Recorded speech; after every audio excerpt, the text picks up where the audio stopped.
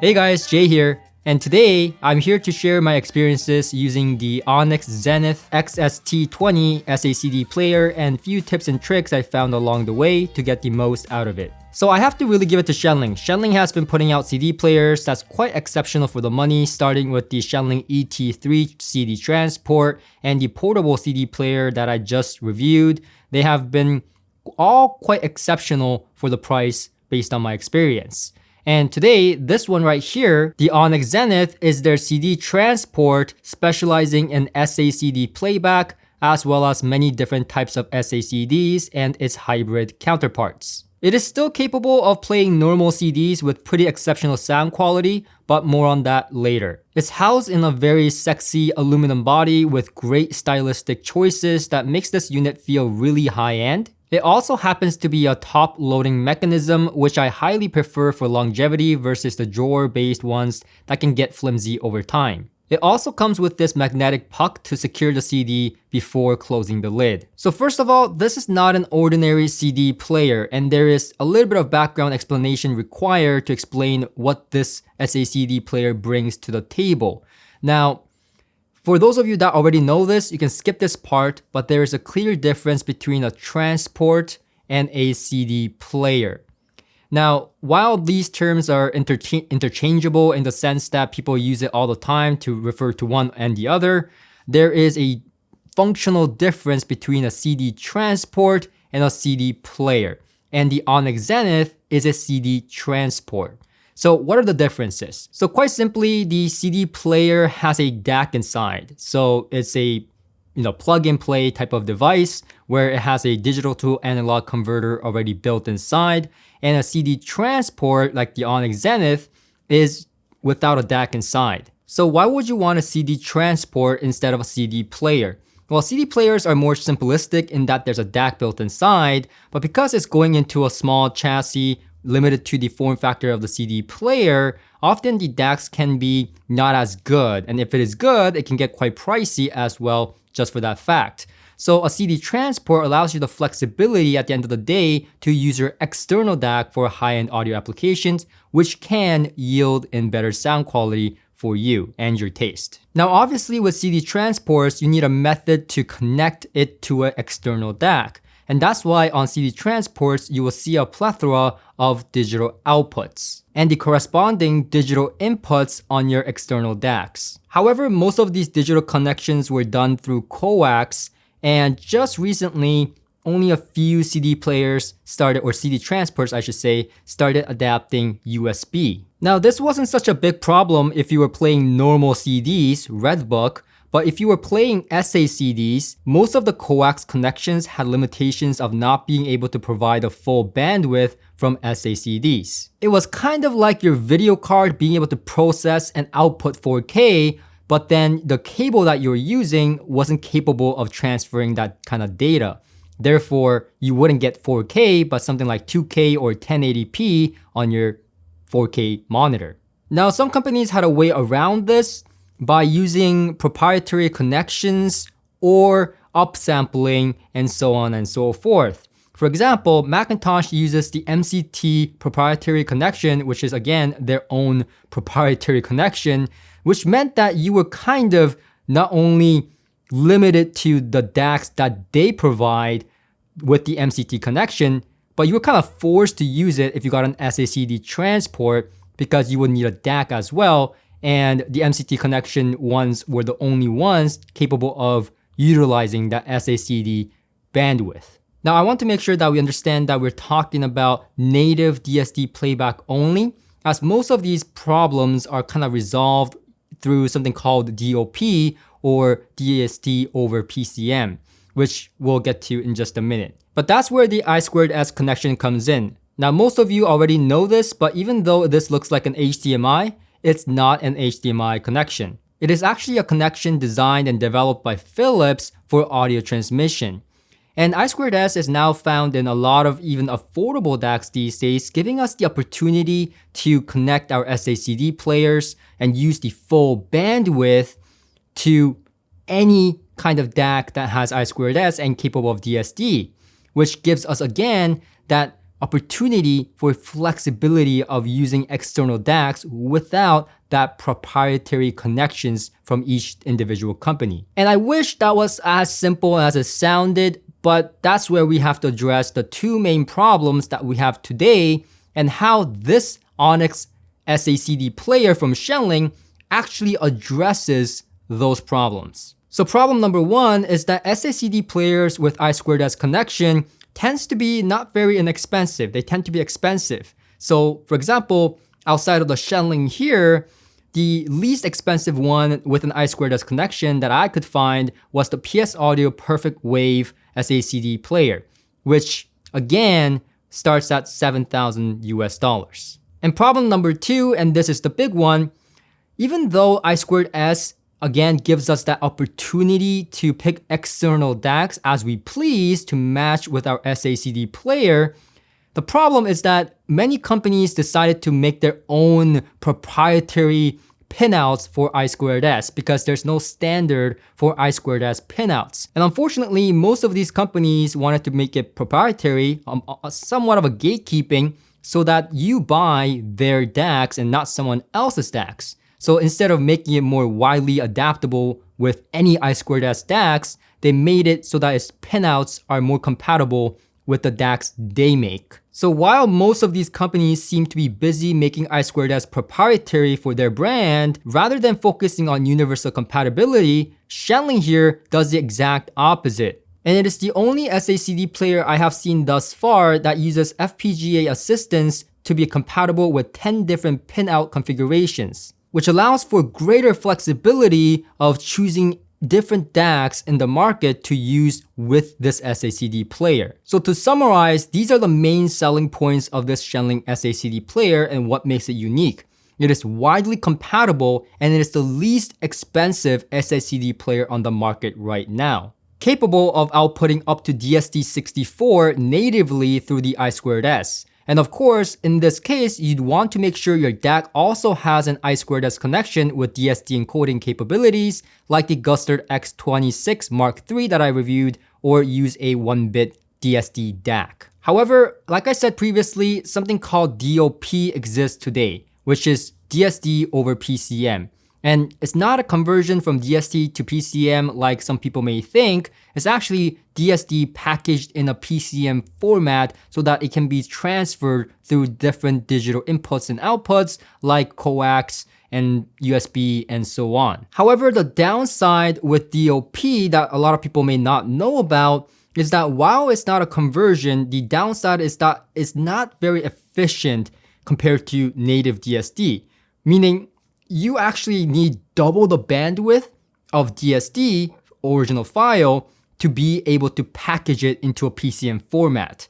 So that means that your DAC also needs to be able to have this wide bandwidth, which a lot of DACs don't. In doing this, you also have the potential, and I say this very carefully because a lot of SACD players and DACs kind of take care of this matter, but for all intents and purposes, on non-properly designed DACs and so on, you can introduce jitter and artifacts by using DOP.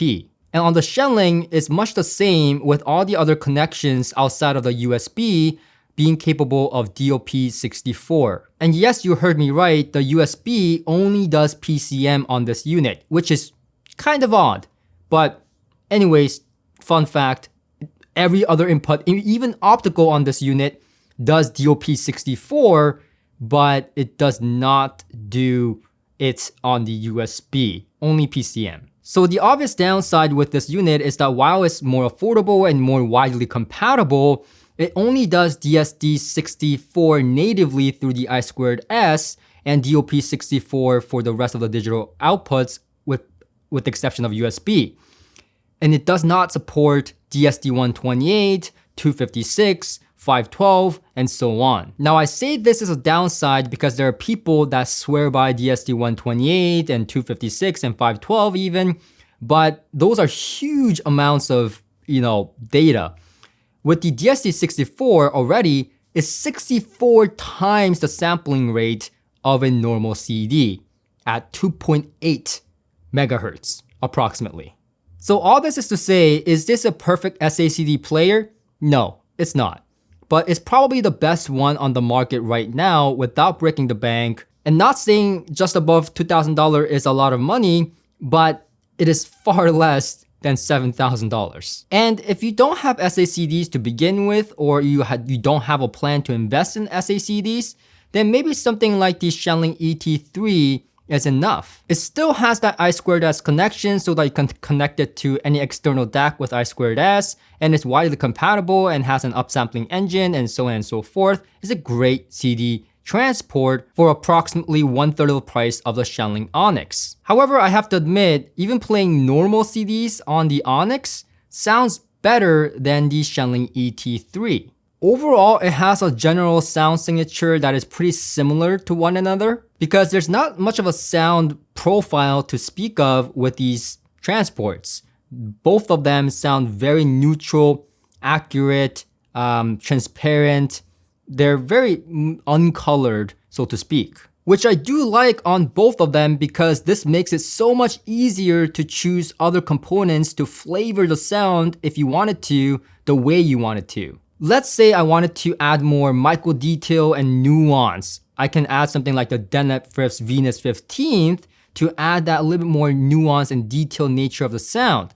Or maybe if I wanted more warmth and body to the sound, I'll go with something like the Live Harmony DAC. Or if I wanted to keep that neutrality because I like neutrality, then I may go with something like the Gustard X26 Mark III that I just reviewed.